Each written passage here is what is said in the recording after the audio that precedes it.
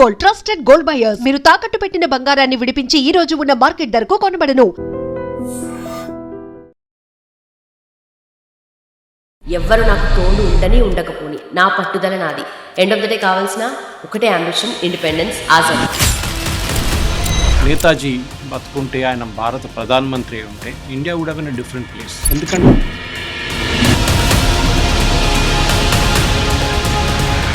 Almost వచ్చేసింది independence అన్న టైంలో నడుస్తుంది అదంతా. ఎందుకు ఎవరు సపోర్ట్ చేయలేదు? నేతాజీ ఏం చేసినా కానీ ఇండియన్ నేషనల్ కాంగ్రెస్ ఆయన సపోర్ట్ చేయరు. ఆయనకి నెహ్రూ ఫేవరెట్. నేతాజీ వస్తే ఆయనకు థ్రెట్ లాగా ఉంటుందని చాలా క్లియర్గా తెలిసిపోయింది. పట్టాభి సీతారామయ్య ఓడించడం. నేతాజీ అనే టైటిల్ వచ్చింది ఆయన జర్మనీ చేరుకున్న తర్వాత. నేతాజీ సుభాష్ చంద్రబోస్ని నేతాజీగా పేరు మారిపోయింది. ఒక ఆనరిఫిక్ టైటిల్. జాపనీస్ కూడా బ్రిటిష్ వాళ్ళు నచ్చదు. So they had common enemies. ఇంగ్లీష్లో సుభాష్ చంద్రబోస్ యూజ్ చేసిన టర్మ్ కూడా అదే. Your enemy is my friend. Sir, India నుండి బయటకు వెళ్ళడానికి ఆఫ్ కోర్స్ బ్రిటిష్ రిలేటెడ్ వాళ్ళు స్పైస్ ఉంటారు కాబట్టి ఆ వేషాలు అవన్నీ వేసుకున్నారు. వెళ్ళిన తర్వాత కూడా ఎందుకు కంటిన్యూ చేశారు? This is a question, very interesting question. ఈ క్వశ్చన్ నేతాజీని అడిగారు. ఆయన యూరోప్ చేరుకున్న తర్వాత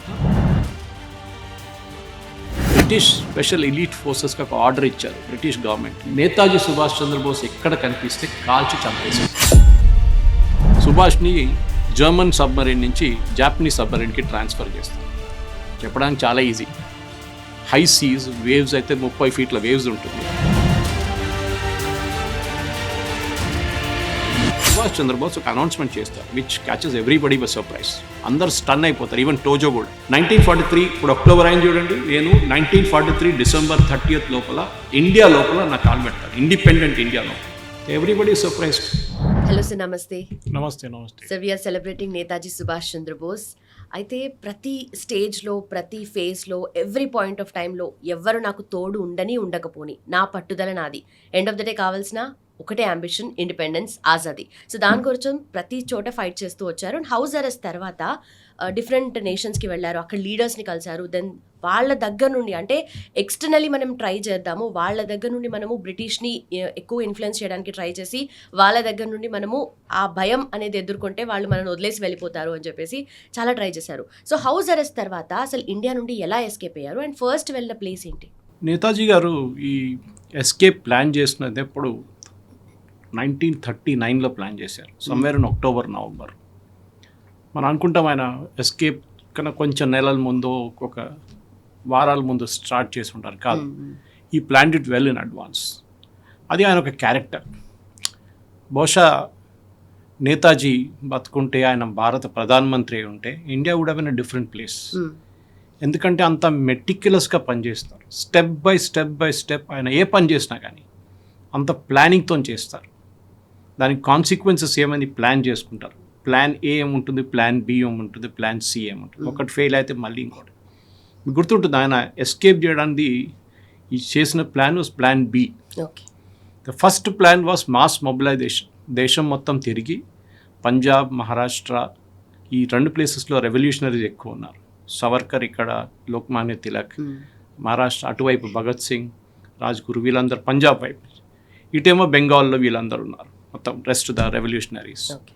కానీ అది ఫెయిల్ అయ్యారు. ఆయన దేశం మొత్తం తిరిగినా కానీ ఆ ఒక న్యాచురల్ అప్రైజింగ్ జరగలేదు.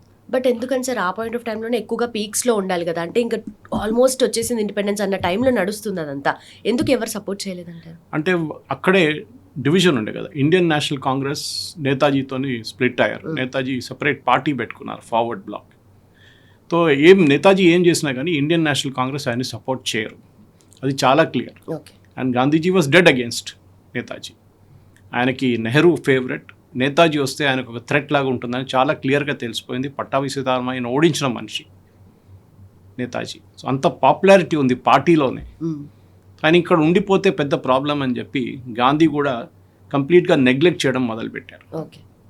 తర్వాత నేతాజీ డిసైడ్ చేసుకున్నారు, నేను ఇక్కడి నుంచి ఇంకో దేశానికి వెళ్ళి వాళ్ళ సహాయం తీసుకొని బ్రిటిష్ వాళ్ళతో పోరాటం చేయాలి. ఆ టైంలో 2-3 దేశాలే దీనికి పాసిబిలిటీస్ ఉన్నాయి. ఒకటి సోవియట్ యూనియన్. సోవియట్ యూనియన్ ఒక anti imperialist government, revolutionary government, communist. రెండోది జర్మనీ, దెన్ అండర్ హిట్లర్. మూడోదేమో Japan under prime minister Tojo. వీళ్ళు ముగ్గురు దగ్గర వెళ్తే నాకు ఏదైనా సహాయం వస్తుంది, దాంతో బ్రిటిష్ వాళ్ళ మీద పోరాటం చేయొచ్చు అని ఒక ప్లాన్ వేసుకున్నారు. ఓకే. అని ప్లాన్ టెస్ట్ కూడా చేశారు చాలా మటుకు. ఎట్లా చేరుకోవాలి రష్యాకి, ఎట్లా చేరుకోవాలి జపాన్కి, ఎట్లా చేరుకోవాలి జర్మనీకి. దీనికి 3 రూట్లు. ఒకటి China you can go, Japan వెళ్ళాలంటే త్రూ సౌత్ ఈస్ట్ ఏషియా వెళ్ళాల్సి వస్తుంది, ఇటువైపు ఏమో జర్మనీ వెళ్ళాలంటే సోవియట్ యూనియన్ వెళ్ళి అక్కడి నుంచి బెర్లిన్కి వెళ్ళాల్సి వస్తుంది. లాస్ట్లో ఆయన డిసైడ్ చేసుకున్నారు, సరే నేను రష్యాకి వెళ్తాను. దానికన్నా ముందు కూడా మనం లాస్ట్ ఎపిసోడ్లో మాట్లాడాం, Bose was a very spiritual person. నేను నేతాజీ అని స్పెషల్లీ ఇప్పుడు పేరు వాడట్లేదు, ఆ టైటిల్ వాడట్లేదు. ఎందుకంటే నేతాజీ అనే టైటిల్ వచ్చింది ఆయన జర్మనీ చేరుకున్న తర్వాతే. ఓకే, అప్పుడు వాళ్ళు అక్కడ ఉన్న ఇండియన్ సోల్జర్స్, ప్రిజనర్ ఆఫ్ వార్గా జర్మనీ పట్టుకున్న ఇండియన్ సోల్జర్స్ బ్రిటిష్ ఆర్మీలో ఉన్న వాళ్ళు నేతాజీకి ఇచ్చిన ఒక పేరు నేతాజీ. నేతాజీ సుభాష్ చంద్రబోస్ని నేతాజీగా పేరు మారిపోయింది అప్పుడు, ఒక ఆనరిఫిక్ టైటిల్ అని. సో సుభాష్ చంద్రబోస్ గారు అప్పుడు ఈ ప్లాన్ టెస్ట్ చేసినప్పుడు ఆయన చాలా క్లియర్గా ఆయన ఒక మార్పు, ఆయన పర్సనల్ అపియరెన్స్లో మార్పు తీసుకురావడానికి గడ్డం పెంచుకున్నారు, ధ్యానం చేస్తున్నారు. సో బ్రిటిష్ వాళ్ళకి ఆయన ఎట్లా ఉన్నారని కనిపించట్లేదు, ఎందుకంటే ఒక డోర్ లోపల ఒక రూమ్లోనే వారాల పాటు దాంట్లో కూర్చొని సాధన చేస్తున్నారు. ఇది very spiritual person. Netaji religious కన్నా స్పిరిచువల్ చాలా పర్సన్. చిన్నప్పటి నుంచే వాళ్ళ అమ్మగారు మహాభారత రామాయణ కథలు చెప్పి Sanskrit was his favourite subject. So అట్లాంటి మనిషి ధ్యానం చేయడం మొదలుపెట్టారు. సో బ్రిటిష్ వాళ్ళు ఒక నిర్ణయానికి వచ్చేసారు, ఈయన స్వామి అయిపోతాడు, ఏదో హిమాలయకి వెళ్ళిపోతాడు. ముందు ఒకసారి ట్రై చేశాడు కదా చిన్నప్పుడు, ఇప్పుడు వెళ్ళిపోతాడేమో అనుకున్నారు. డిసప్పాయింట్ అయిపోయాడు లైఫ్లో. గాంధీజీ పట్టించుకోలేదు, మిగతా వాళ్ళు ఎవరు ఏం చేయట్లేదు, సో ఐఎమ్ గోయింగ్ ఆఫ్ అని. కానీ ఇది ప్లానింగ్లో ఉండే ఆయనది. తో వాళ్ళ క్లోజ్ రిలేటివ్స్లో వాళ్ళ నెవ్యూ అండ్ నీస్ వీళ్ళిద్దరికీ తెలుసు నేతాజీ గారు మూవ్ అవుతున్నారు అక్కడి నుంచి. దానికి కావాల్సిన డ్రెస్ తెచ్చుకున్నారు. వాళ్ళ నీస్ దగ్గర చెప్పారు, దక్షిణేశ్వర్ మందిర్ వెళ్ళి కలకట్టాలో దేవి పువ్వు తీసుకురండి, ఫ్లవర్స్ పూలు తీసుకురండి. ఆమె తీసుకొచ్చింది. అండ్ ఆఫ్టర్ దాట్ 2 రోజుల తర్వాత డ్రెస్ తెచ్చుకున్నారు, ఒక షేర్వాణి లాంటిది, టోపీ తీసుకొచ్చారు. అప్పుడు కూడా ఎవరికి డౌట్ ఎవరికి డౌట్ రాలేదు ఏం జరుగుతుందని. కానీ వీళ్ళిద్దరికీ తెలుసు, 2-3 వాళ్ళ ఫ్యామిలీలో వెరీ ఎందుకంటే వెళ్ళే ముందు కూడా ఆయన ఒక ఓత్ ఆఫ్ సీక్రసీ తీసుకున్నారు అందరి దగ్గర నుంచి. ఓకే. సో వీళ్ళందరికీ ముందే ఐడియా ఉందా సార్? అసలు అందరికి కాదు, ఒక 5-6 మంది ఫ్యామిలీలో, ఎక్స్టెండెడ్ ఫ్యామిలీలో. అది కాకుండా కాబూల్లో 2 ఉన్నారు, నేను I will take there names later. వీళ్ళకే తెలుసు నేతాజీ ఎక్కడ మూవ్ అవుతున్నారని. దీనికన్నా ముందు ఒక అన్ఫార్చునేట్ ఇన్సిడెంట్ ఒకటి జరిగింది. ఈ నేతాజీ గ్రూప్లో ఒక క్లోజ్ కాన్ఫిడెంట్ నేతాజీది ఎస్కేప్ ప్లాన్ గురించి ప్లాన్ చేస్తున్నా ఆయనకు తెలుసు. ఆయన ఒక రోజు ఏదో ఒక బార్లో కూర్చొని లిక్కర్ తాగుతూ కొంచెం అవుట్ ఆఫ్ కంట్రోల్ వెళ్ళిపోయారు. సో ఎవరో ఆయన ఒక కొలీగ్ వచ్చి అడిగారు, సార్ నాకు లీవ్ కావాలి, నెక్స్ట్ వీక్ నేను లీవ్ వెళ్తాను వారం పాటు అన్నారు. సో అయినా తెలియకుండా అన్నారు, లీవ్ ఉంటే జల్దీ తీసుకో, లేకుంటే నేతాజీ వెళ్ళిపోతారు దాని తర్వాత. ఓకే. సో సడన్లీ నేతాజీ ఎక్కడికి వెళ్తున్నారని ఆయన అడిగారు ఈ engineer. Then the entire plan was exposed. Okay. So నేతాజీకి తెలిసిపోయింది, ఇది ఇప్పుడు ఇట్లా I will going to get caught ఇట్లా. Later on that gentlemen became a union minister. ఈ లిక్కర్ దాంట్లో ఇంటాక్సికేషన్లో వచ్చి ఈ ఏం చెప్తారు, ఒక ప్లాన్ బయట పెట్టిన మనిషి తర్వాత యూనియన్ మినిస్టర్ అవుతారు కాంగ్రెస్లో. ఎవరు సార్ ఆయన? పేరు తీసుకుని ఆయనకి, I will not take his name. The became very important minister. Netaji బుక్లో ఉంది ఆయన పేరు.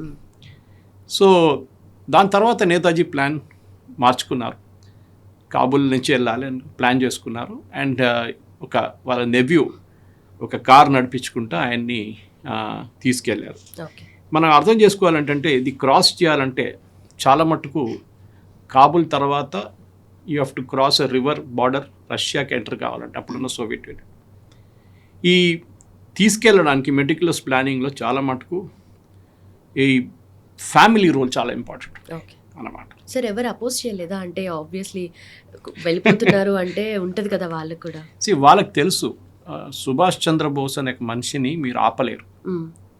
He's a person like that. ఆయనకు ఒక మ్యాజికల్ పర్సనాలిటీ ఉంటే, అది హిట్లర్తో కలిసినప్పుడు అండ్ ఎంపరర్ టోజో జపాన్లో ఎంపరర్తో కలిసినప్పుడు చాలామంది అన్నారు హిప్నాటిక్ అబిలిటీ ఉంది సుభాష్ చంద్రబోస్. 5 నిమిషాలు మీతో మాట్లాడితే he will completely transforming. Okay. అది మన హిప్నాజం అంటారు, మనం యూజువల్ అంటే హిప్నాటిక్ దాన్ని. కానీ చాలా మటుకు నేతాజీ పర్స్వేసివ్ అబిలిటీ అదే ఉంది. ఎవరైనా ఉండి, ఓకే. అది రిబెంట్రాప్ ఉండొచ్చు, జర్మన్ ఫారెన్ మినిస్టర్ ఉండొచ్చు, కాబుల్లో ఉన్న ఇటాలియన్ కాన్సుల్ జనరల్ ఉండొచ్చు, వీళ్ళు ఎవరైనా కానీ దే ఆల్వేస్ వాళ్ళకొక పర్స్వేసివ్ అబిలిటీ ఉండే ఓకే. సుభాష్ గారు. రైట్. బట్ ఇక్కడ 2 కాంట్రడిక్షన్స్ కనిపిస్తున్నాయి సార్. అంటే స్పిరిచువల్ పర్సనాలిటీ ఉన్నప్పుడు రెవల్యూషనరీ మైండ్ సెట్, అంటే ఈ కాంబినేషన్ అనేది ఎలా సాధ్యం అవుతుంది అనేది ఒక క్వశ్చన్ అరైజ్ అవుతుంది. కరెక్టే. రెవల్యూషనరీ ఎప్పుడు స్పిరిచువల్ కాకూడదని ఎప్పుడు చెప్పలేదు. If you look at most revolutionary they way very spiritual. కానీ అది బయట వాళ్ళు ఎక్కువ షో ఆఫ్ చేయరు. ఓకే. ఇన్నర్ పీస్ కోసం, ఇన్నర్ టెన్షన్ కోసం వాళ్ళు సాధన చేస్తారు, లేకుంటే మెడిటేషన్ చేస్తారు, ఏదైనా చేస్తారు. And he was just like that. So ఆ రోజు రాత్రి ఎస్కేప్ ప్లాన్ చేసిన రోజు రాత్రి ఆయన్ని ఒక కార్లో, వాళ్ళ ఎప్పుడు కూడా కార్ డిస్ప్లేలో ఉంది కలకట్టాకి వెళ్తే మ్యూజియం, నేతాజీ మ్యూజియంలో, దాంట్లో ఆయన్ని వాళ్ళ నెవ్యూ జార్ఖండ్ వైపు తీసుకెళ్ళారు. ఇప్పుడున్న జార్ఖండ్. అక్కడ శరత్ చంద్ర బోస్ గారు ఎల్డెస్ట్ సన్ ఇల్లు అక్కడ ఉండే. ఆయనకు కూడా తెలియదు that he had a doubt whether this is Netaji, కానీ ఓపెన్గా ఆయనకు చెప్పలేదు ఆ టైంలో. ఓకే. వాళ్ళ వైఫ్ ఆయన్ని సర్వ్ చేశారు. That is his her uncle. Okay. But ఆమె కూడా తెలియదు. షేర్వానీ వేసుకున్నారు, టోపీ వేసుకున్నారు, ఒక మౌల్వి ఇన్సూరెన్స్ ఏజెంట్ పేరుతో ఆయన అక్కడి నుంచి దిగారన్నమాట. తో తర్వాతనే 1960s ఈ స్టోరీ బయటకు వచ్చిన తర్వాతనే they came to know that it was actually Netaji. Okay. అది కూడా ఒక ముస్లిం జెంటిల్మెన్ ఒక హిందూ ఇంట్లో వెళ్ళినప్పుడు లోపలికి వెళ్ళి ఇమీడియట్ కూర్చొని భోజనం చేయరు, ఆయన బయట కూర్చున్నారు. Look at the precautions here taken. లేకుంటే ఎవరికైనా డౌట్ వస్తుంది, ఏంటది నిన్న దాకా ఇక్కడ లేడీ మంచి సడన్గా వచ్చి డైరెక్ట్ వెళ్ళి లోపల వెళ్ళి కూర్చొని లంచ్ చేస్తున్నారు, డిన్నర్ చేస్తున్నారు. నెక్స్ట్ డే ఆయన్ని ఇంకొక రైల్వే స్టేషన్కి తీసుకెళ్లారు అనమాట. He was playing the character అయితే completely. yes he was taken there. Ticket కొనుక్కున్నారు. టికెట్ కొనుక్కున్న తర్వాత ఆయన పెషావర్కి టికెట్ తీసుకున్నారు. అప్పుడు now Pakistan, then it was India. చేరుకున్నారు. పెషావర్ నుంచి he move to Kabul. Okay. Kabul వెళ్ళినప్పుడు ప్రాబ్లం అయింది. రష్యన్ గవర్నమెంట్ సడన్లీ వాళ్ళకు ఇంగ్లీష్లో అంటారు కోల్డ్ ఫీట్ అంటారు, ఒక నర్వస్నెస్ అయిపోయారు. ఎందుకంటే రష్యా అప్పుడు దాకా జర్మనీతో వాళ్ళకేం ప్రాబ్లం లేదు, ఒక నో అగ్రెషన్ ప్యాక్ట్ ఉండే. వరల్డ్ వార్ నుంచి బయట ఉన్నారు రష్యా. So was America. ఈ మేజర్ 2 పవర్స్ వరల్డ్లో వాళ్ళు ఈ వరల్డ్ వార్లో ఇన్వాల్వ్డ్ కాదు. వరల్డ్ వార్ 2 మొదలైంది మనకు తెలిసిందే. హిట్లర్ది ఒక జర్మన్ కాన్సెప్ట్ ఉండే, I want to expand my living room. నాకు ఇల్లు సరిపోవట్లేదు, మా పాపులేషన్ పెరిగింది, మా పాపులేషన్కి జర్మనీ సరిపోవట్లేదు, we have to expand Germany. Germany east వైపు మీరు ఎక్కువ వెళ్ళలేరు. Then you cannot go that side, west wise, east wise వెళ్ళాల్సింది. ఈస్ట్ వైపు వెళ్తే మీరు పోలాండ్ అండ్ రష్యా ఉంది, దానికోసం పోలాండ్ని ఆక్రమించారు. Because you wanted to occupy the territory.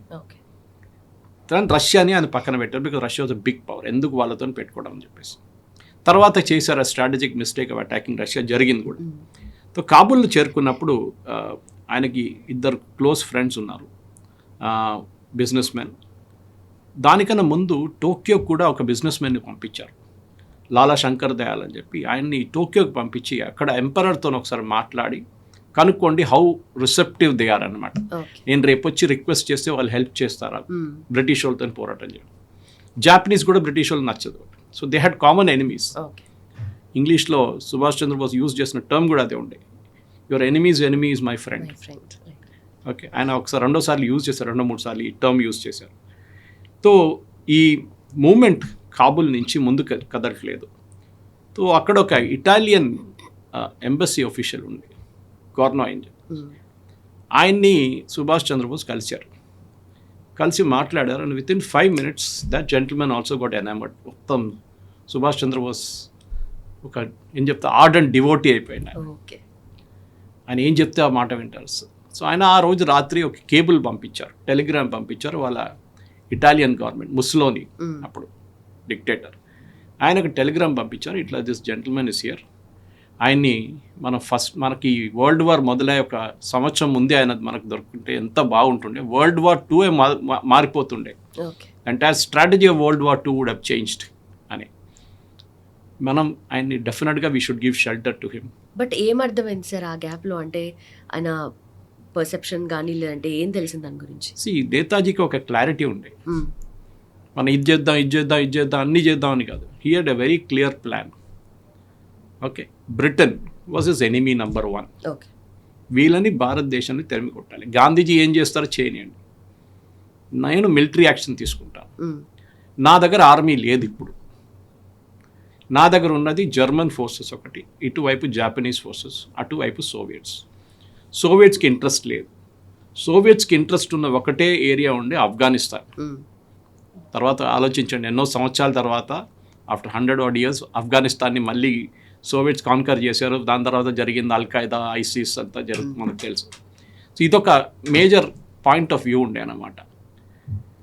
Subhash చంద్రబోస్కి main hope ఉండేది జర్మనీ మీద ఉండే, దట్ హిట్లర్ డెఫినెట్గా హెల్ప్ చేస్తారు, హిట్లర్ వచ్చి వాళ్ళ ఆర్మీని పంపిస్తారో లేకుంటే వాళ్ళు ఇండియాకి సపోర్ట్ చేస్తారో, ఇండియాని రికగ్నైజ్ చేస్తారో, ఏదైనా ఒకటి ఇండియన్ ఈ రెవల్యూషనరీ మూమెంట్ని రికగ్నైజ్ చేస్తారు అని చెప్పేసి. సో ఈ మూమెంట్ కాబుల్ నుంచి ముందుకెళ్ళడానికి ఇటాలియన్స్ హెల్ప్ చేశారు. దాని తర్వాత ఆయన మాస్కో చేరుకున్నారు. సోవియట్స్ ఆయన్ని అడ్డుకోలేదు, even though he was not given permission to enter Soviet Union first ప్లేస్లో. కానీ ఒకసారి ఇటాలియన్స్ చెప్పిన తర్వాత సోవియట్ సైడ్ ఓకే ఫైన్, ఆయన వచ్చి ఇక్కడి నుంచి వెళ్ళిపోతారు. వచ్చి అక్కడి నుంచి హీ గోస్ టు బర్లిన్ అనమాట. సో అక్కడ ఉన్నప్పుడు ఈ బిజినెస్ మ్యాన్ ఇద్దరు, ఒకరు ఉత్తమ్ చంద్ మల్హోత్రా అని ఒకరు ఉన్నారు, he was there, then Bhagat he was there, another 2 gentlemen was there అనమాట. వీళ్ళిద్దరూ చాలా మటుకు హెల్ప్ చేశారు, కానీ వాళ్ళకు కూడా తెలియదు దట్ దిస్ ఇస్ నేతాజీ. ఎవరో వస్తున్నారు, ఎవరో వెళ్తున్నారు, మీరు చూసుకోండి అని చెప్పి కాబుల్లో చెప్పారు వాళ్ళకంతే. సార్, ఇండియా నుండి బయటకు వెళ్ళడానికి ఆఫ్ కోర్స్ బ్రిటిష్ రిలేటెడ్ వాళ్ళు స్పైస్ ఉంటారు కాబట్టి ఆ వేషాలు అవన్నీ వేసుకున్నారు. వెళ్ళిన తర్వాత కూడా ఎందుకు కంటిన్యూ చేశారు? This is a question, very interesting question. ఈ క్వశ్చన్ నేతాజీని అడిగారు. ఆయన యూరోప్ చేరుకున్న తర్వాత ఆయన దగ్గర ఈ క్వశ్చన్ అడిగారు, మీరు ఎట్లా వచ్చారు ఇక్కడికి, మిమ్మల్ని ఎవరెవరు సహాయం చేశారు? Netaji use to always smile. Okay, ఆయన తర్వాత రీజన్ చెప్పారు, నేను మీకు ఇప్పుడు చెప్పేస్తే ఒకటి నన్ను హెల్ప్ చేసిన వాళ్ళు ప్రాబ్లంలు అయిపోతారు, రెండవది నాకు రేపు మళ్ళీ ఇండియా తిరిగి వెళ్ళాలంటే ఇదే రూట్ తీసుకోవాల్సి వస్తుందేమో. Okay, so now I cannot take ఒకసారి మీకు చెప్పిన తర్వాత దెన్ ఆ రూట్ క్లోజ్ అయిపోతుంది నాకు. ఇన్ఫ్యాక్ట్ నేతాజీ డిసపియర్ అయిన తర్వాత బ్రిటిష్ స్పెషల్ ఎలీట్ ఫోర్సెస్కి ఒక ఆర్డర్ ఇచ్చారు బ్రిటిష్ గవర్నమెంట్, నేతాజీ సుభాష్ చంద్రబోస్ ఎక్కడ కనిపిస్తే కాల్చి చంపేసేయండి, kill. The kill order was given. భారతదేశంలో ఏ పొలిటికల్ లీడర్కి ఆ టైంలో ఎవరి మీద కూడా ఇట్లాంటి ఆర్డర్ లేకుండే, నార్ గాంధీజీ, నార్ నెహ్రూ, నార్ సర్దార్ పటేల్, నార్ మౌలానా అబ్దుల్ కలాం ఆజాద్, ఎవరి మీద ఇంక్లూడింగ్ సవర్కర్ మీద కూడా ఈ ఆర్డర్లు ఇవ్వలేదు. సవర్కర్ని చాలా టార్చర్ చేశారు బ్రిటిష్. కానీ తర్వాత ఆయన హౌస్ అరెస్ట్ పెట్టినప్పుడు బ్రిటిష్ వెరీ కంఫర్టబుల్, ఆయన రత్నగిరిలో హౌస్ అరెస్ట్లో ఉన్నారు, బయటికి రావడానికి. కానీ సుభాష్ చంద్రబోస్ ఎక్కడ వెళ్ళాడో తెలియదు. టోక్యో నుంచి వెళ్ళారా, చైనా నుంచి వెళ్ళారా, సోవియట్ నుంచి యూనియన్ నుంచి వెళ్ళారా, వాళ్ళకి తెలియదు. కానీ ఎక్కడ కనిపించినా కానీ బ్రిటిష్ ఇంటెలిజెన్స్ వాళ్ళు యూరోప్లో he should be killed immediately, అంత భయం ఉండే బ్రిటిష్ వాళ్ళకి సుభాష్ చంద్రబోస్ అంటే. But at the cost of ఇప్పుడు సుభాష్ చంద్రబోస్ని అలా షూట్ అట్ సైడ్ చేసినా కూడా ఇక్కడ పొలిటికల్ అన్రెస్ట్ కానీ లేదంటే ఇండియాలో కానీ ఎలాంటి అల్లర్లు జరగవు అని అనుకున్నారా వాళ్ళు? ఎందుకంటే ఈయనకు ఆల్రెడీ అపోజిషన్ కూడా చాలా ఎక్కువ ఉంది కదా ఇండియాలో. ఉంది, కానీ సుభాష్ చంద్రబోస్ ప్లాన్ ఏముండే అంటే hit where the British hurts అన్నమాట. బ్రిటిష్ వాళ్ళని వాళ్ళ ఏరియాలు వెళ్ళి వాళ్ళని కొట్టాలి. ఆ టైంలో బ్రిటిష్ వాళ్ళు నాట్ జస్ట్ ఇండియా, మొత్తం సౌత్ ఈస్ట్ ఏషియా వాళ్ళ చేతిలో ఉండే, రైట్ ఫ్రమ్ సింగపూర్, మలేషియా, అటు మలయా, దెన్ సుమాత్రా, ఇటువైపు ఇండోనేషియా, సిలోన్, బర్మా, ఇదంతా బ్రిటిష్ హైరార్కీలో ఉండే అనమాట. సో ఐడియా వాజ్ అటువైపు నుంచి కూడా కొట్టచ్చు, ఇటువైపు నుంచి కూడా కొట్టచ్చు British. So he was a very methodical thinker అన్నమాట. సో ఈ రూట్ తీసుకున్న తర్వాత ఆయన అక్కడ చేరుకున్నారు, బర్లిన్ చేరుకున్న తర్వాత ఆయన జర్మన్ లోవర్ అఫీషియల్ ఒకరిని కలిశారు, foreign ministry lower level mid level officer. ఆయన కూడా ఫస్ట్ నేను టైం లేదు అది ఇది అని చెప్పారు. తర్వాత కలిసిన తర్వాత he was very impressed. Immediately ఆయన రిబెంట్రాప్ని ఇన్ఫార్మ్ చేశారు, German foreign minister, who's very powerful man. Right. ఇక్కడ ఇంకొక డౌట్ ఏంటంటే వీళ్ళందరినీ కలిసినప్పుడు నేను సో అండ్ సో పర్సన్ అని ఆయన ఇంట్రడ్యూస్ చేసుకున్నారు కదా, గెటప్ మాత్రం ఆయన ఆల్రెడీ వచ్చిన గెటప్ లోనే ఉన్నారా, లేదంటే నేతాజీగా ట్రాన్స్ఫార్మ్ అయిపోయారు. అయిపోయారు. ఇన్ఫాక్ట్ ఆయన వెళ్ళిన ఒక పేరు కూడా ఉండే ఆయనకి, మౌల్వీ జియావుద్దీన్, ఇన్సూరెన్స్ ఏజెంట్ అని చెప్పి వెళ్ళారు. గడ్డము, టోపీ, షేర్వాని అదంతా వేసుకొని మీరు బర్లిన్లో తిరిగితే ఎవరైనా డౌట్ వస్తుంది. So he changed over into usual thing. ఆయన రౌండ్ గ్లాసెస్ ఉంటుంది. So he became Subhash Chandrabose అన్నమాట. సో ఈ మూమెంట్లో జర్మనీకి వచ్చిన తర్వాత రిబెంట్రాప్ ఆయన్ని కలిచారన్నమాట. కానీ ఒక డౌట్ ఉండే వాళ్ళకి, what will Netaji offer to Germany? Netaji జర్మనీకి ఏం ఆఫర్ చేస్తారు? ఆయన దగ్గర ఏం లేదు కదా, ఒక ఆర్మీ లేదు, ఒక పొలిటికల్ మూమెంట్ లేదు ఇండియాలో. జర్మనీకి కావాల్సిన సహాయం ఏంటి? రష్యాతో తర్వాత జరిగిన ఫైట్, అప్పుడు ఇంగ్లాండ్తో జరుగుతున్న ఫైట్. దీంట్లో మాకు సహాయం చేస్తారా? మీ దగ్గర 30 ఎయిర్క్రాఫ్ట్లు ఉన్నాయా? మీ దగ్గర 10 సబ్మెరీన్లు ఉన్నాయా? అంటే మాకు పనికి వస్తుంది. మీ దగ్గర ఏం లేదు. You just come like that empty హ్యాండ్స్తో వచ్చారు. మమ్మల్ని మీరు ఏం సహాయం చేస్తారు చెప్పండి.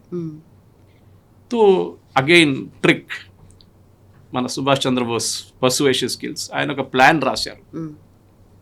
రాసి ఈ గేవ్ ఇట్ టు రిబెంట్రాప్. అది చాలా సంవత్సరాలు అది క్లాసిఫైడ్లో ఉండే. ఇప్పుడు జర్మన్ డీక్లాసిఫై చేసినప్పుడు అది బయటకు వచ్చింది. జర్మన్స్ సుభాష్ చంద్రబోస్ని ఎట్లా చూసారంటే, he is a very useful man. జర్మనీకి కావాల్సింది ప్రాపగాండా. బ్రిటిష్ వాళ్ళ వ్యతిరేకంగా ప్రాపగాండా చేయాలి. యుద్ధం వాళ్ళు very good, they were very good in fighting the war. వాళ్ళ దగ్గర వార్ మెషినరీ ఉండే, సబ్మెరీన్స్ ఉండే, ఎయిర్క్రాఫ్ట్ ఉండే, లుఫ్ట్ వాఫే ఉండే, అన్నీ ఉన్నాయి వాళ్ళ దగ్గర, గ్రౌండ్ ఫోర్సెస్ ఉన్నాయి. కానీ వాళ్ళ దగ్గర లేనిది ప్రాపగాండా. అప్పుడు వీళ్ళు సుభాష్ చంద్రబోస్కి ఒక ప్రపోజల్ ఇచ్చారు, we will give you radio stations. Germans వాళ్ళ technology is ahead of time, ఇప్పుడు కూడా ఇప్పటిలాగా రేడియో స్టేషన్ ఇచ్చారు. ఆ రేడియో స్టేషన్స్తోని నేతాజీ ఇండియాకి బ్రాడ్కాస్ట్ మొదలుపెట్టారు. ఇక్కడ కూర్చొని బర్లిన్లో. సో దాన్ని బెంగాలీ భాషలో, in fact they was a gentlemen from Telugu speaking states, Indian ఆర్మీలో ఉండే, ఆయన్ని ప్రిజనర్ ఆఫ్ వార్ తీసుకున్నారు జర్మన్స్. ఆయన్ని తీసుకొచ్చారు. హిందీలో 2-3 మాట్లాడుతూ. సో రోజంతా రేడియో బ్రాడ్కాస్ట్ నడుస్తూనే ఉంటుంది ఇండియాకి. And one of the radio stations was radio Himalaya. So British వాళ్ళు ఏమనుకున్నారంటే, ఈ స్టేషన్ ఎక్కడో నార్త్ ఈస్ట్ ఫ్రాంటియర్ ప్రావిన్స్లో ఉంది, ఆఫ్ఘనిస్తాన్ పాకిస్తాన్ దగ్గర, అక్కడి నుంచి ఈ బ్రాడ్కాస్ట్ అనేది వస్తుంది. యాక్చువల్లీ కాదు, అది బర్లిన్ నుంచి ఆ సిగ్నల్స్ అన్ని బౌన్స్ చేసుకుంటూ పోలాండ్ నుంచి సౌత్ ఈస్ట్ ఏషియాకి వెళ్ళి అక్కడి నుంచి ఇది బ్రాడ్కాస్ట్ అవుతుంది. సో వింటుండే ఇండియన్స్ చాలామంది, ఎందుకంటే షార్ట్ వేవ్ రేడియో ఆన్ చేసి దాంట్లో దేవర్ రేడియో ఉండే కదా, ఆ టైంలో టీవీ లేదు, ఏం లేదు. So it became a very powerful tool అన్నమాట. కానీ సుభాష్ చంద్రబోస్ కొంచెం అన్కంఫర్టబుల్ అయిపోయారు కొన్ని రోజులు, ఎందుకంటే 1-2 సంవత్సరాల తర్వాత ఎక్కడ మూవ్ కావట్లేదు. ఆయన లాజిక్ ఏముండే అంటే, జపాన్, ఇటలీ అండ్ జర్మనీ కలిసి ఇండియన్ రెవల్యూషనరీస్ని రికగ్నైజ్ చేయడం, వీళ్ళు చేస్తున్న ఫైట్ని మేము రికగ్నైజ్ చేస్తాం, వీళ్ళ ఫ్రీడమ్ మూవ్మెంట్ని మేము సహాయం చేస్తామని వీళ్ళు ఒక వాగ్దానం ఇవ్వాలి. అది ఇవ్వలేదు. హిట్లర్ ఏమో పోస్ట్పోన్ చేసుకుంటూ పోతున్నారు. ఆయన దాంట్లో బిజీ ఉన్నారు యుద్ధంలో. అప్పుడే సోవియట్ యూనియన్ అటాక్ చేశారు. ఆ టైంలో రిబెంట్రాప్కి చెప్పారు చాలా క్లియర్గా సుభాష్. తర్వాత హిట్లర్ కూడా చెప్పారు, you made a big mistake, మీరు సోవియట్ యూనియన్ అటాక్ చేశారు. ఎందుకంటే heart and heart Subhash was the leftist. Culturally కాకుండా socially was the leftist. So ఆయనకు ఒక కోపం ఉండే రష్యా మీద దాడి చేసినప్పుడు జర్మనీ. అది కరెక్ట్ అయిన తర్వాత కూడా that entire mistake, second world war Hitler Germany ఓడిపోవడానికి కారణం వాజ్ రష్యన్ అటాక్. ఓకే, అది పెద్ద స్టోరీ ఇంకోటి. బట్ తర్వాత ఫైనలీ హిట్లర్ కలవడానికి అగ్రీ చేస్తారు. రిబెంట్రాప్ చాలా పర్సువేట్ చేసి, మీరు ఒకసారి కలవండి అని, 1/2 అవర్ టైం ఇవ్వండి అంటారు. 1.5 అవర్ మాట్లాడతారు హిట్లర్.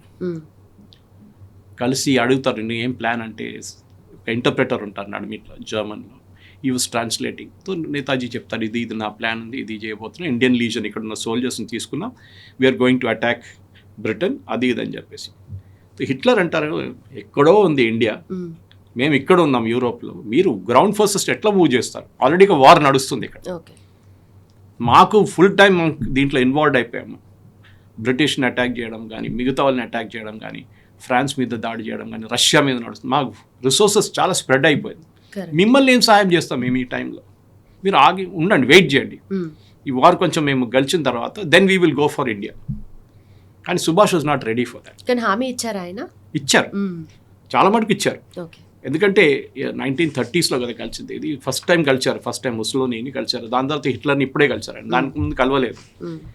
సో ఈ పొజిషన్కి వచ్చి హిట్లర్ చెప్పారు, no we cannot do anything, మీరు వెయిట్ చేయండి అని చెప్పి. And Bose is a very restless person, ఆయనకి టైం వేస్ట్ చేయడం అంటే చాలా కోపం. ఆయన డిసైడ్ చేసుకున్నారు ఏం చేయాలి ఇప్పుడు, జర్మనీ రెడీగా లేరు సపోర్ట్ చేయడానికి. అదే టైంలో న్యూస్ ఏమొచ్చిందంటే 1941లో జాపనీస్ పర్ల్ హార్బర్ అటాక్ చేశారు యూఎస్లో. అప్పుడు దాకా యూఎస్ కూడా యుద్ధం నుంచి బయటకు ఉండేది. సడన్లీ పర్ల్ హార్బర్ మీద అటాక్ చేశారు. మనకు తెలిసింది that was a very big attack by Japanese kamikaze planes. ఆ అటాక్లో యూఎస్ కూడా సెకండ్ వరల్డ్ వార్లో డ్రాయిన్ అయిపోయారు, వాళ్ళు కూడా వచ్చేసారు సెకండ్ వరల్డ్.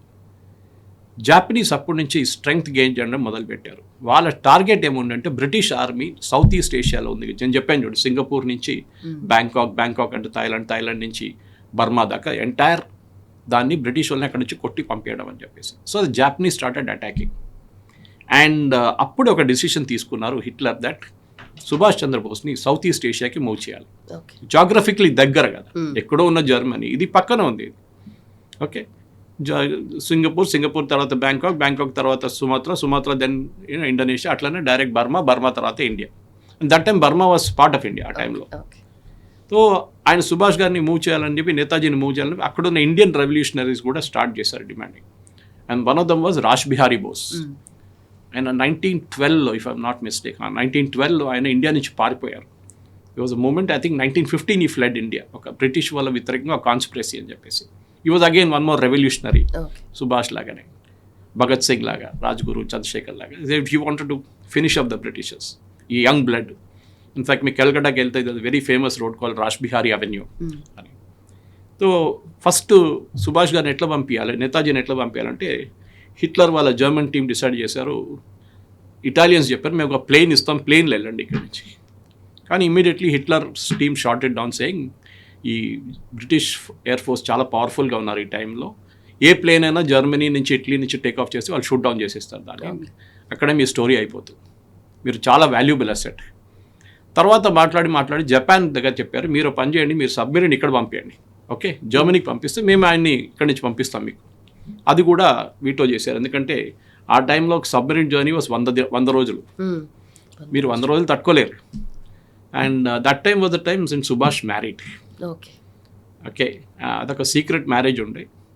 అండ్ దాని తర్వాత యాక్చువల్లీ ఆ అమ్మాయి ఆ సుభాష్ తర్వాత ఫస్ట్ కలిసింది వియన్నాలో, ఆయన ట్రీట్మెంట్కి వెళ్ళినప్పుడు, మీకు గుర్తుంటుంది 1930sలో ఆస్ట్రియా వెళ్ళినప్పుడు, వియన్నా వెళ్ళినప్పుడు అక్కడ కలిశారు. And later on that he came to Germany and they got married. And దాని తర్వాత ఒక అమ్మాయి కూడా పుట్టింది, Anita Pfaff. Now she's in Germany, she's Subhash only daughter. And ఆమె చాలా 2-3 వీక్స్ ఉండే కదా జపాన్కి బయలుదేరినప్పుడు. సో సబ్మెరీన్లో ఫస్ట్ డిసైడ్ చేశారు half way, Japanese half way వస్తారు, వీళ్ళు కూడా హాఫ్ వే వెళ్తారు, మెడగాస్కర్ ఆఫ్రికాలో at the bottom of Africa, అక్కడ వీళ్ళిద్దరు కలుస్తారు. సుభాష్ని జర్మన్ సబ్మెరీన్ నుంచి జాపనీస్ సబ్మెరీన్కి ట్రాన్స్ఫర్ చేస్తారు. చెప్పడానికి చాలా ఈజీ, హై సీస్ వేవ్స్ అయితే 30 ఫీట్ల వేవ్స్ ఉంటుంది, దాంట్లో ఒక రబ్బర్ డింగీలో కూర్చోబెట్టి ఈ సబ్మెరీన్ నుంచి ఆ సబ్మెరీన్కి ట్రాన్స్ఫర్ చేయడం చాలా risky. And shark infested zone, మీరు ఆ నీళ్ళలో పడితే అంతే సంగతి, మళ్ళీ మీ హిస్టరీ జాగ్రఫీ అంతా అక్కడే అయిపోతుంది. Anyway made it and finally Sumatra చేరుకున్నారు. సుమాత్రా నుంచి Bose move to Tokyo. Okay, ఆ టైంలో మనం రాజ్ బిహారీ బోస్ ఇండియన్ ఇండిపెండెన్స్ ఒక లీగ్ అని చెప్పి ఫౌండ్ చేశారు ఆయన, మనం చెప్పాను చూడండి. దాని later it became Indian National Army. So Subhash Chandra Bose Indian National Army form చేశారు, ఒక wrong connotation. Actually it is Raj Bihari Bose. In fact 1933లో సింగపూర్లో రాజ్ బిహారీ బోస్ హ్యాండ్ ఓవర్ చేశారు, సేయింగ్ దట్ నాకు ఇంకా హెల్త్ పర్మిట్ చేయట్లేదు and let Subhash take over from here అని చెప్పి సింగపూర్లో ఒక అఫీషియల్ ఫంక్షన్లో పబ్లిక్ల ముందు ఇండియన్స్ ఎక్స్పాట్రియేట్స్ ముందు హ్యాండ్ ఓవర్ చేశారు ఐఎన్ఏ క్రెడెన్షియల్స్ అంతా. సో అప్పుడు ఐఎన్ఏ ఫామ్ చేసినప్పుడు ఐ థింక్ రాజ్ బిహారీ బోస్తో కెప్టెన్ మోహన్ సింగ్ కూడా ఉండే, he was very famous man. And 1943లో ఈ చెప్పినట్ల ఈ ఇన్సిడెంట్ జరిగింది, ఈ హ్యాండ్ ఓవర్ కూడా జరిగింది. బోస్ దాని తర్వాత టోక్యోకి ట్రావెల్ చేశాను చెప్పండి, అక్కడ ఎంపరర్ని కలవాలని డిసైడ్ చేశారు. తర్వాత ప్రైమ్ మినిస్టర్ని కలవదాం అనుకున్నారు. బ్రిటిష్ ఆర్మీ వాళ్ళ ఫస్ట్ టార్గెట్ జాపనీస్ కూడా. ఆ టైంలో Singapore was captured by the British. And సింగపూర్లో ఈ ట్రాన్స్ఫర్ జరిగింది 1933లో ఐఎన్ఏ. సో సుభాష్ తెలిసిపోయింది నాకు జాపనీస్ చాలా పవర్ఫుల్ ఉన్నారు, వీళ్ళ సపోర్ట్ తీసుకుందాం, జర్మన్స్ లాగా కాదు వీళ్ళు, దగ్గర ఉన్నారు, మనకు జాగ్రఫికలీ ఈజీగా ఇండియా రీచ్ అయిపోవచ్చు because Japanese are moving very fast. Sumatra దాకా చేరుకున్నారు అప్పుడు దాకా. అక్కడక్కడ బ్రిటిష్ గవర్నమెంట్స్ అన్నీ పడిపోతున్నాయి, ఒకటి తర్వాత ఒకటి పారిపోతున్నారు బ్రిటిష్ ఇండియా వైపు, బర్మా వైపు పారిపోయి అక్కడి నుంచి ఇండియాకి వెళ్ళిపోతున్నారు. సో ఐఎన్ఏ ఏం చేశారంటే వాళ్ళు డిసైడ్ చేసుకున్నారు వీళ్ళతో కలిసి we will work with the Japanese government. కానీ జాపనీస్కి ఎప్పుడు ఒక డౌట్ ఉండే, వీళ్ళు ఐఎన్ఏ వాళ్ళు దీనికన్నా ముందు కూడా ఫామ్ చేశారు రాష్బిహారీ బోస్లో, వాళ్ళ నడిమిట్లో చాలా డిఫరెన్స్ ఒపీనియన్ వచ్చి కొట్లాడుకొని మొత్తం స్ప్లిట్ అయిపోయారు. సో జాపనీస్ వెరీ అప్సెట్, వాళ్ళు చాలా కోపం వచ్చింది. అండ్ టోజోని కలిసినప్పుడు ప్రైమ్ మినిస్టర్ టోజోని కలిసినప్పుడు ఫస్ట్ టోజో అన్నారు ఐ వాంట్ మీట్ దమ్ అన్నారు. నేను కలవను వీళ్ళని నేతాజీని, ఎందుకు I'm fed up with this fellows, ఎప్పుడు చూసినా కొట్లాడుతుంటారు వీళ్ళందరూ, I don't want meet dum. కానీ వాళ్ళ ఫారిన్ ఆఫీస్ అగైన్ చెప్పారు మీరు ఒకసారి కలవండి, ఓకే కలిస్తే మీకు తెలిసిపోతుంది ఆయన క్లారిటీ ఏముంది, వాళ్ళకి కాదు ఈయన is a new man, is different. So Tojo again అంటారు నేను 15 నిమిషాలు టైం ఇస్తానంట. That meeting went on for 1.5 hours. Tojo was totally convinced this man is somebody else. మీకు ఏం కావాలని అడిగారు. నేతాజీ చెప్పారు ఈక్వల్ రెస్పెక్ట్, మేము మీ సబ్సిడరీగా పనిచేయాలి. అప్పుడు దాకా INA was a subsidiary of Japanese army, అంటే జాపనీస్ ఆర్మీ కింద పనిచేస్తారు కమాండ్.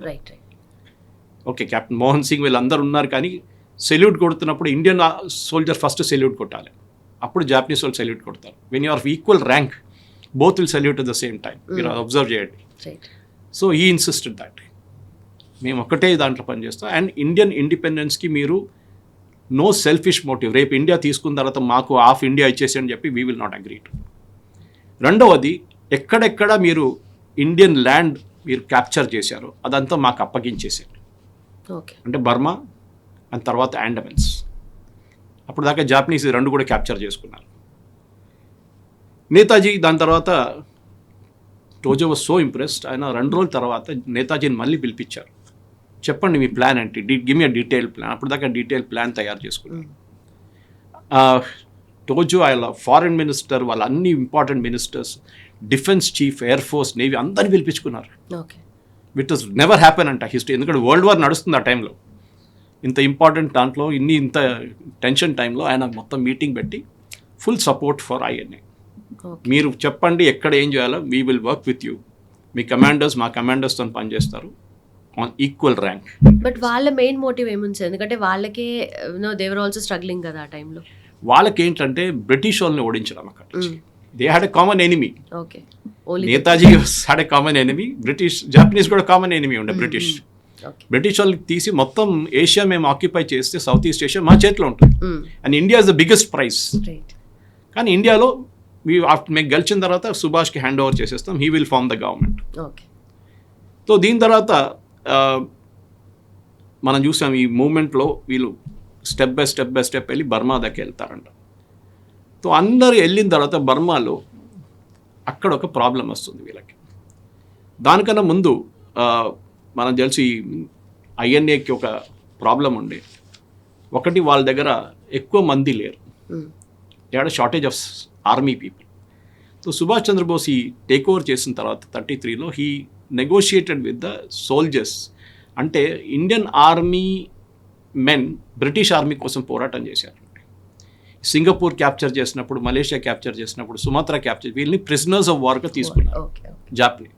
వీళ్ళు పారిపోయారు, బ్రిటిష్ వాళ్ళు పారిపోయారు. వీళ్ళు అదే అంటున్నారు ఇండియన్ సోల్జర్స్, మా సాయిబులందరూ పారిపోయారు, మేమే ఉండిపోయాం ఇక్కడ, మేమేం చేయాలి. అప్పుడు నేతాజీ టోల్డ్ దెమ్, బాస్ మీరు మా ఇండియన్ నేషనల్ ఆర్మీలో జాయిన్ కావండి. కొంచెం కన్విన్సింగ్ టైం పట్టింది, ఎందుకంటే they are use to working under British. So agree చేశారన్నమాట. సో వాళ్ళు అందరూ దే ఫార్మ్ ద న్యూక్లియస్. అప్పుడు దాకా 2 డివిజన్స్ ఉండే, తర్వాత 3వ డివిజన్ 4వ డివిజన్ ఫామ్ చేశారు. సో వీళ్ళు స్లోగా మూవ్ చేయడం మొదలుపెట్టారు. బర్మా క్యాప్చర్ చేశారు. బర్మా తర్వాత అండమాన్స్.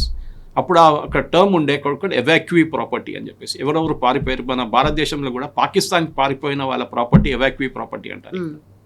ఓకే, అదొకటి ఉంటుంది. సో అండమాన్ జాపనీస్కి చాలా స్ట్రాంగ్ స్ట్రాటజిక్ పాయింట్ ఉండే, నేవల్ పాయింట్ ఆఫ్ వ్యూ. ఇప్పటిలాగానే మనం గ్రేట్ నికోబార్ ప్రాజెక్ట్ కడుతున్నాం చూడండి. దే రియలైజ్ అండమాన్లో కూర్చుంటే మొత్తం ఇండియన్ ఓషన్ కవర్ చేయొచ్చు, సుమత్రా నుంచి అటువైపు వెస్ట్ ఏషియా దగ్గర. అండ్ ఏ బ్రిటిష్ షిప్ కానీ అటు నుంచి వెళ్తే మనం దాన్ని కొట్టచ్చు అని జాపనీస్. సో జాపనీస్ అన్నారు అండమెన్స్ మా దగ్గర ఉంటుంది కమాండ్ వైజ్. ఓకే, ఎందుకంటే వీళ్ళ దగ్గర ఫోర్సెస్ లేదు, పోలీస్ లేదు, ఆర్మీ లేదు, ఏం లేదు ఆ టైంలో ఐఎన్ఏ దగ్గర అక్కడ వెళ్ళడానికి. సో మేము చూసుకుంటే కానీ అడ్మినిస్ట్రేషన్ మీకు అప్పగించేస్తాం. సో 4th జూలై ఇది హ్యాండ్ ఓవర్ చేసిన తర్వాత రేష్ బిహారీ బోస్ ఫస్ట్ టైం భారతదేశానికి ఒక ల్యాండ్ మాస్ దొరుకుతుంది అన్నమాట. సో 21st అక్టోబర్ తర్వాత 1943 మీటింగ్ జరిగి ఆజాద్ హింద్ ఫౌజ్ మేదర్ మీటింగ్లో సుభాష్ చంద్రబోస్ ఒక అనౌన్స్మెంట్ చేస్తారు which catches everybody were surprise. అందరు స్టన్ అయిపోతారు, ఈవెన్ టోజో కూడా. 1943 ఇప్పుడు అక్టోబర్ అయింది చూడండి, నేను 1943 డిసెంబర్ 30th లోపల ఇండియా లోపల నా కాలు పెడతాను, ఇండిపెండెంట్ ఇండియా లోపల. Okay, everybody surprised. ఉన్నది 2 నెలలే, ఈ 2 నెలల్లో మీరు ఏం క్యాప్చర్ చేస్తారు? ఈ సెడ్ వెయిట్. అండ్ అండమెన్స్ చేరుకుంటారు. అండ్ అండమెన్స్లో 30th of December 1943 he raises, later on he moves in. Before 30th December 1943కి he raises the tricolour. Okay, so మన దగ్గర నెహ్రూ గారు 1947లో 15th Augustకి పతాకం, actual Indian independence happened on 30th of December 1943. Flag hoisting చేశారు, but British rule ఇంకా ఉంది కదా సార్? ఎక్కడ లేదు, అండమాన్స్ లేదు. Okay, Andamans was totally under Japanese. So it was part of India. Part of India వాళ్ళు అప్పగించేసారు as per the agreement with Tojo. Japanese అన్నారు okay now Andamans is yours. Okay, ఆయన పేరు కూడా మార్చుకున్నారు, అండమాన్ నికోబార్ పేరు కూడా మార్చుకున్నారు, షహీద్ ద్వీప్ అండ్ స్వరాజ్ ద్వీప్ అని చెప్పేసి. సో 2 డివిజన్స్లో ఒక డివిజన్ అక్కడ షిఫ్ట్ చేశారు అండమాన్స్కి సుభాష్ చంద్రబోస్, నేతాజీ. అదే టైంలో అరకాన్లో యుద్ధం మొదలైంది. అరకాన్ అంటే బర్మా, నార్త్ బర్మాన్లో. అక్కడ మళ్ళీ British forces and Japanese forces చాలా ఘోరమైన ఫైట్ జరిగింది. అండ్ కొహిమా అండ్ ఇంఫాల్ వైపు జాపనీస్ ఆర్మీ మూవ్ చేయడం మొదలుపెట్టారు. కొహిమా అండ్ ఇంఫాల్ వాళ్ళు క్యాప్చర్ చేస్తే ఇండియా క్యాప్చర్ చేసినట్లే. Then they can easily move. Kolkata వైపు వెళ్ళి అక్కడ నుంచి east Pakistan, now east Pakistan, అప్పుడు బంగ్లాదేశ్, మళ్ళీ దానికన్నా ముందు ఈస్ట్ పాకిస్తాన్, వాళ్ళు ఎవ్రీథింగ్ వాజ్ ఇండియా దెన్. ఈజీగా దాని నుంచి మూవ్ చేసి, డక్కా నుంచి మూవ్ చేసి ఇండియా వెళ్ళిపోవచ్చు ఢిల్లీ వైపు. ఇది బ్రిటిష్ వాళ్ళకి భయం ఉండే. మీకు గుర్తుంటుంది దాంతో క్లిమెంట్ అట్లీ, ఈ was the British prime minister. మన ఇండిపెండెన్స్ సంతకం పెట్టింది ఆయన, that we should give independence to India అని చెప్పి. క్లిమెంట్ అట్లీ ఆయన రిటైర్ అయిన తర్వాత ఆఫ్టర్ హీ లెఫ్ట్ పాలిటిక్స్ కల్కటాకి వచ్చారు ఒకసారి, I think somewhere in the 1950s. వచ్చినప్పుడు ఆయన దగ్గర అడిగారు, రిపోర్టర్స్ అడిగారు, మీరు ఎవరిని భయపడి భారతదేశానికి ఇండిపెండెన్స్ ఇవ్వాలనుకున్నారు అడిగారు. గాంధీజీనా, లేకుంటే నెహ్రూనా, లేకుంటే ఇంకెవరైనా? He said no, none of them, it was Netaji Subhash Chandrabose. మాకు భయం ఉండే that he can create havoc in the Indian army. ఎందుకంటే ఆయన ఇండియన్ ఆర్మీ సోల్జర్స్ని పర్సువేట్ చేశారు సౌత్ ఈస్ట్ ఏషియాలో ఐఎన్ఏ జాయిన్ చేయమని. ఇక్కడ కూడా ఆయన చేయొచ్చు. ఇండియాలో మా దగ్గర ఉన్న బ్రిటిష్ ఆర్మీలో ఉన్న ఇండియన్ ఆర్మీ వాళ్ళని డిఫెక్ట్ చేయడానికి చేస్తే మా కమాండర్స్ని చంపేస్తారు, లేకుంటే ఏదైనా కావచ్చు ఇండియాలో. That is why we decide to give India the freedom. మేము చూసాం అండమాన్స్ ఏం చేశారని చెప్పేసి. బట్ ఏం ఇన్ఫ్లుయెన్స్ చేస్తారు అసలు, ఏం చెప్పి కన్విన్స్ చేస్తారు? ఎందుకంటే ఒక రిలీజన్ కాదు, different religions, different cultures, different kinds of mind set కదా, అందరినీ ఎలా ఒక తాటిపైకి తీసుకు? అది మనం, మీరు కలవలేదు, నేను కలవలేదు, కానీ కలిసిన వాళ్ళు రాసిన పుస్తకాలు. ఫర్ ఎగ్జాంపుల్ హిట్లర్ని కలిసినప్పుడు హిట్లర్ ఒక లాంగ్ లెక్చర్లో వెళ్ళిపోతారు. చెప్పాను చూడు, 1.5 hours మాట్లాడతారు, దాంట్లో ఒక ½ an hour లెక్చర్ ఇస్తారు. హిట్లర్ మాట్లాడేటప్పుడు ఎవరు మాట్లాడకూడదు, ఓకే, భయం వాళ్ళకి. హిట్లర్ ఈజ్ ఎక్సెంట్రిక్ పర్సన్, చంపేస్తాడు అక్కడే. కానీ నేతాజీ ఇంటరప్ట్ చేస్తుండంట ఆయన. ఆయనకి చాలాసార్లు కోపం వచ్చింది నడిమిట్లో. సో ఇంటర్ప్రిటర్కి చెప్పాడంట, don't ask him not to interrupt me. కానీ నేతాజీ మళ్ళీ ఇంటరప్ట్ చేశారు ఆయన. ఓకే, లాస్ట్లో ఆయన పెద్ద లెక్చర్ ఇస్తే నేతాజీ మన ట్రాన్స్లేటర్కి చెప్పారంట, టెల్ యువర్ ఫ్యూరర్, నేను పాలిటిక్స్లో ఎప్పటి నుంచో ఉన్నాను, ఈయనకన్నా ఎక్కువ పాలిటిక్స్ నాకు తెలుసు, నాకు పొలిటికల్ లెక్చర్ ఇవ్వక్కర్లేదని చెప్పండి. ఏది హిట్లర్కి. ఆ ట్రాన్స్లేటర్ భయపడ్డారు, నేనైనా చెప్తే నన్ను చంపేస్తాడేమో అని చెప్పేసి హీ నెవర్ ట్రాన్స్లేటెడ్ ఇట్. తర్వాత that same translator wrote a book, దాంట్లో ఆయన ఈ ఇన్సిడెంట్ మెన్షన్ చేశారు. This man was so headstrong, హిట్లర్ని రిప్లై చేస్తున్నారు, హిట్లర్ మొక్క మీద చెప్తున్నారు డైరెక్ట్లీ ఆన్ హిస్ ఫేస్. అది సింపుల్ గట్స్ కాదు. మీరు చిన్న మనుషులు వాళ్ళతో మాట్లాడితే ఇంకోటి, you're standing in Hitler's room and Hitler చెప్తున్నారు, నాకు లెక్చర్ ఇవ్వకండి మీరు, డోంట్ గివ్ మీ లెక్చర్, నాకు తెలుసు పాలిటిక్స్ గురించి అని చెప్పేసి. So that was the power of that man. నేను అదే చెప్తున్నాను. సో ఇమాజిన్ ఆయన మన దేశ ఫస్ట్ ప్రధానమంత్రి అవుతుంటే where would our nation have gone. Anyway దాని తర్వాత మనకు తెలిసిందే మేజర్ ప్రాబ్లం ఏమొచ్చిందంటే అరకాన్ రీజన్లో బర్మాలో వర్షం మొదలైనవి. అండ్ మా సైడ్లో మాన్సూన్ అంటే హారబుల్ ఉంటుంది. మొత్తం ల్యాండ్ స్లైడ్లు, ట్రక్కులు మూవ్ కాదు, మొత్తం మట్టి లోపల వెళ్ళిపోతుంది, మనుషులు నడవలేరు. So the entire Japanese army problem వచ్చేసింది స్ట్రాటజీ వైజ్. వాళ్ళకి సప్లైస్ రావట్లేదు అనుకని army moves on its stomach అంటారు. ఇప్పుడు వాళ్ళకి తిండి పెట్టాలి ఫస్ట్, వాళ్ళకి ఆయుధాలు పట్టాలి, వాళ్ళకి అమ్యునిషన్ పెట్టాలి, ఏం లేకుండా వీళ్ళ దగ్గర. ద ఎంటైర్ జాపనీస్ ఆర్మీకి సుమత్రా నుంచి ఏం రావట్లేదు ముందుకు, రంగూన్ నుంచి మూవ్ కావట్లేదు టువర్డ్స్ కొహిమా అండ్ ఇంఫాల్. దాని తర్వాత ఈ జాపనీస్ ఆర్మీ వాళ్ళ డిఫీట్ స్టార్ట్ అయింది అక్కడి నుంచి. ఆ వర్షం లేకుంటే కానీ అప్పుడు కూడా ఐఎన్ఏ సోల్జర్స్ ఎంటీ స్టమక్ మీద, తిండి లేదు, 4-5 రోజుల నుంచి తినకుండా వాళ్ళు they fought like hell. Battle of the tennis court అని చెప్పి మీకు కొహిమాలో will find this one north ఈస్ట్లో. ఓకే, చాలా this one it was a terrible battle. లాస్ట్లో బ్రిటిష్ వాళ్ళు సరెండర్ చేయడానికి రెడీ అయిపోయారు. బ్రిటిష్ డివిజన్ నార్త్ ఈస్ట్లో ఎస్పెషల్లీ కొహిమా అని ఇంఫాల్లో సరెండర్ చేయడానికి రెడీ అయిపోయారు. కానీ వీళ్ళకి తెలియదు అటువైపు ఏం నడుస్తుందని. అటువైపు తిండి లేదు వాళ్ళ దగ్గర, ఆయుధాలు లేవు, కానీ అప్పుడు కూడా లాస్ట్ అమ్యునిషన్ కూడా కొడుతున్నారు వాళ్ళు. అన్లక్కీలీ ఇండియా కోసం, భారతదేశం కోసం అండ్ ఈవెన్ ఫర్ నేతాజీ, దీని నుంచి 2 ఇండియన్ సోల్జర్స్ వాళ్ళకి ఆకలేసి బ్రిటిష్ వైపు వెళ్ళిపోయారు, అటువైపు ఇండియన్ వైపు వెళ్ళిపోయి అక్కడ చెప్పారంట మాకు తిండి పెట్టండి, మాకు ఆకలితో చస్తున్నాం. వాళ్ళందరూ ఆకలితో చస్తున్నారు అక్కడ. అప్పుడు వీళ్ళనంటే మేము సరెండర్ చేయడానికి రెడీ ఉన్నాం, మీరు సరెండర్ చేయకండి. అక్కడ వాళ్ళ దగ్గర ఏం లేదు, ఆయుధాలు లేవు, తిండి లేవు, ఏం లేవు. That is one the British decided okay ఇంకా. అండ్ బ్రిటిష్ వాళ్ళకి ఆ టైంలో ఎయిర్ సపోర్ట్ ఉండే, సో వాళ్ళకి ఫుడ్ కానీ అమ్యునిషన్ కానీ అన్నీ వస్తున్నాయి వాళ్ళకి. వీళ్ళకి ఏం లేదు ఇటువైపు. Then it was the Japanese withdraw చేయడం మొదలుపెట్టారు రంగూన్ వైపు. చాలామంది చనిపోయారు, 20 నుంచి 30 వేల మంది జాపనీస్ అండ్ ఇండియన్ నేషనల్ ఆర్మీలో ఉన్న కొంతమంది కూడా చనిపోయారు ఆ వెదర్లో. లాస్ట్లో నేతాజీ ఉన్నారు అక్కడ రంగూన్లో. ఈ సెట్ నేతాజీని చెప్పారంటే మీరు రిట్రీట్ చేయండి, మళ్ళీ బ్రిటిష్ వాళ్ళు వస్తున్నారు ఇటువైపు, మిమ్మల్ని క్యాప్చర్ చేస్తారు. నేతాజీ అన్నారంట till the last INA soldier and my Rani Jhansi రెజిమెంట్లో ఉన్న మా రాణీలు తిరిగి రాకుంటే I will not go from here. కూర్చున్నారు అక్కడే, అందరిని విత్డ్రా చేసుకొని సుమత్రా వైపు, తర్వాత టుక్ దమ్ టు బ్యాంకాక్. అప్పుడు ఆయన హెడ్ క్వార్టర్స్ బ్యాంకాక్లో ఉండే ఈ ఇండియన్ నేషనల్ ఆర్మీది. సింగపూర్ నుంచి బ్యాంకాక్ ట్రాన్స్ఫర్ చేశారు డ్యూరింగ్ ద వార్, యుద్ధం టైంలో. అని అక్కడే బ్యాంకాక్ వచ్చిన తర్వాత ఈయన మళ్ళీ ఏం కానట్లా, యుద్ధం అయిపోయింది, జాపనీస్ సరెండర్ చేయడానికి డిసైడ్ చేశారు, అన్నీ అయిపోయిన తర్వాత ఈ కంటిన్యూడ్. ఆయన క్యాబినెట్ మీటింగ్ పిలిచారు, క్యాబినెట్ మీటింగ్లో కూర్చున్నారు, కల్చరల్ ప్రోగ్రామ్కి వెళ్ళారు, సింగపూర్లో బ్యాంకాక్ వెళ్ళారు, మీటింగ్ నడుస్తున్నాయి, ఆర్మీ ఫార్మేషన్స్, నెక్స్ట్ రిక్రూట్మెంట్. ఏది వాళ్ళు ఓడిపోయారు జాపనీస్, సో వాట్, మనం ఉన్నాం కదా, ఇంకా మనం పోరాటం చేస్తాం వాళ్ళతో, బ్రిటిష్ వాళ్ళతో. అదొక కాన్ఫిడెన్స్ ఉండే. అప్పుడే ఆయనకి మెసేజ్ వచ్చింది దట్ జాపనీస్ వాళ్ళు పిలుస్తున్నారు మిమ్మల్ని, we have to discuss the way forward అని. అప్పుడు దాకా ఆయన ఈవెన్ ఆజాద్ హింద్ బ్యాంక్ అని స్టార్ట్ చేశారు. జర్మన్స్ ఈయనకు డబ్బులు ఇచ్చారు ఈ ఆజాద్ హింద్ ఫౌజ్ స్టార్ట్ చేయడానికి. ఆ డబ్బులు హీ పెయిడ్ బ్యాక్, రిటర్న్ కట్టేశారు ఆ డబ్బులు అని.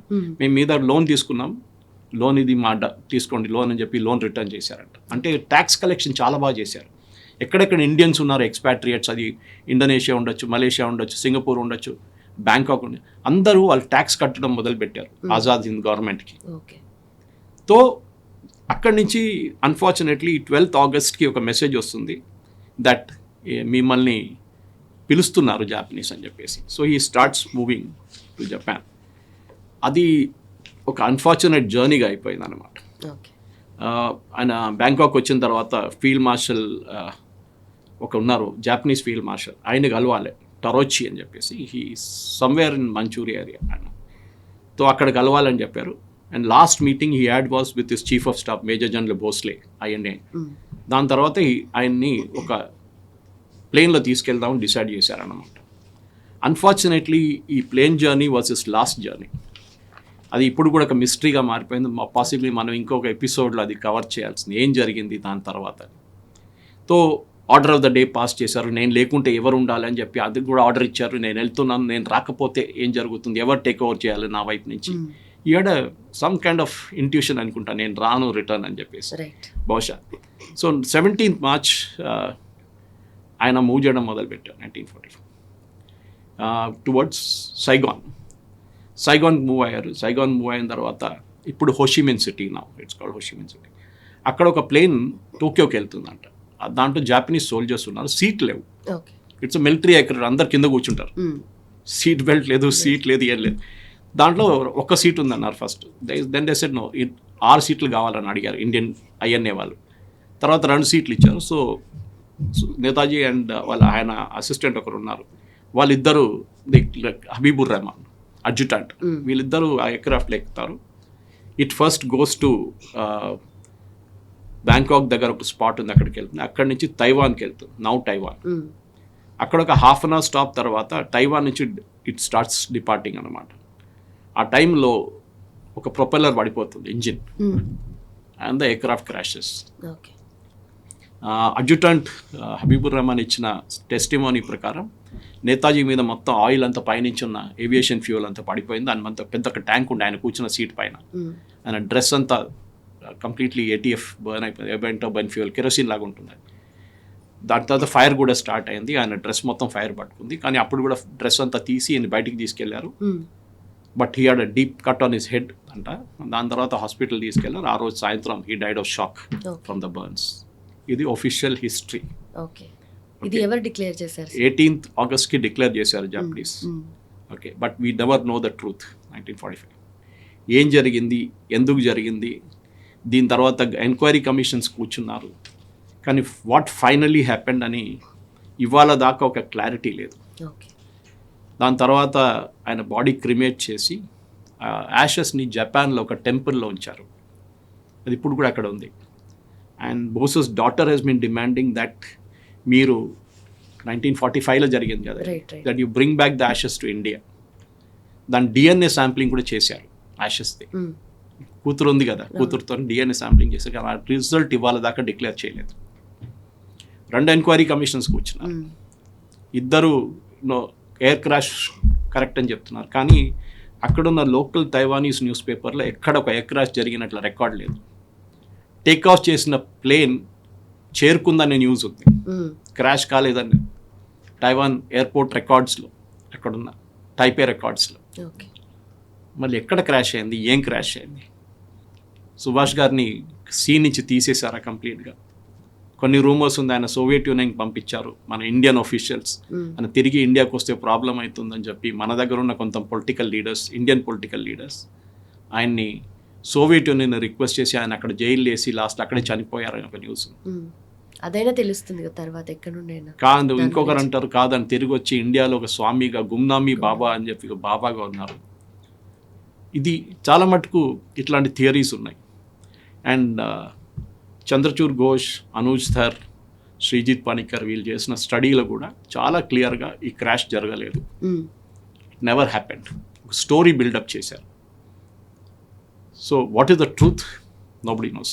దాని వెనక ఎవరి మైండ్స్ ఉన్నాయో కూడా అది కూడా తెలియదు. ఎవరు ఆయన సీ నుంచి తీసేయాలి, భారతదేశానికి వస్తే మళ్ళీ ఆయన ప్రధానమంత్రి అవుతాను నేను చెప్తాను భయం ఉన్న వాళ్ళు చేపించారా?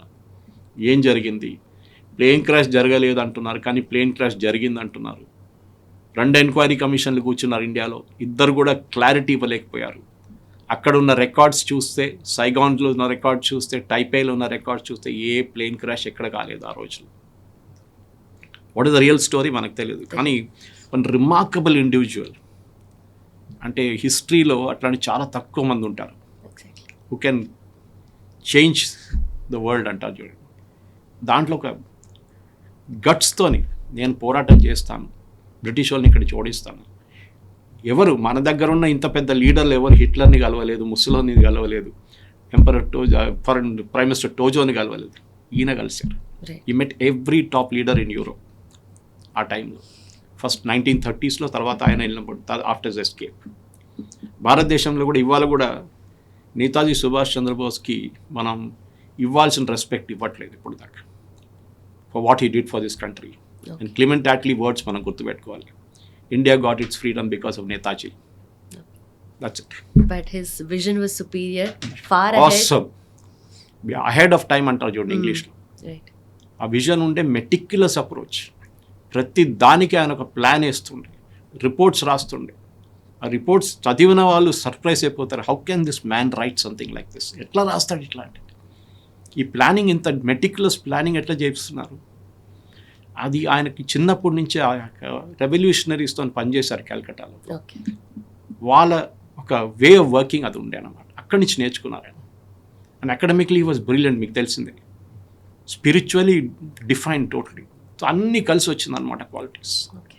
And that made Netaji Subhash Chandrabose.